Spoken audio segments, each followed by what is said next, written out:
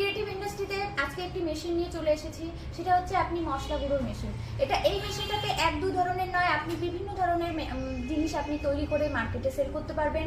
দেখেন, এটা হচ্ছে আটা চাক্কি মেশিন, এক কথায় ফল বেলেজা মেশিন। কিন্তু এই একটা মেশিনে আপনি গম থেকে আটা বানাতে পারবেন, আপনি চাল থেকে চালের গুঁড়ো তৈরি করতে পারবেন, তারপর বিভিন্ন ধরনের মশলা যেরকম হলুদ, জিরে, ধনে সমস্ত কিছু আপনি এই একটা মেশিনেই কিন্তু গুঁড়ো করতে পারতেছেন।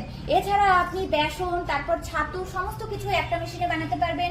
এটা 3 HP মেশিন রয়েছে, ঘরের কারেন্টে চালাতে পারবেন। আমি ছোট ভিডিওতে বেশি বলতে পারছি না, তাই আপনাদেরকে বলছি, আপনারা যদি এই মেশিনটা নিতে ইন্টারেস্টেড থাকেন, অবশ্যই আমাদের স্ক্রিনে নাম্বার দেওয়া আছে, সেখানে কন্ট্যাক্ট করুন। ক্রিয়েটিভ ইন্ডাস্ট্রিতে আজকে একটি মেশিন নিয়ে চলে এসেছি, সেটা হচ্ছে আপনি মশলা গুঁড়োর মেশিন।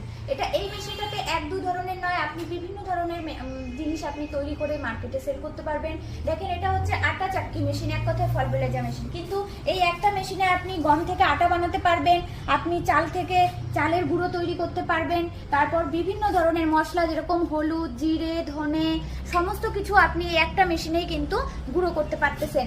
এছাড়া আপনি বেসন, তারপর ছাতু সমস্ত কিছু একটা মেশিনে বানাতে পারবেন। এটা 3 HP মেশিন রয়েছে, ঘরের কারেন্টে চালাতে পারবেন।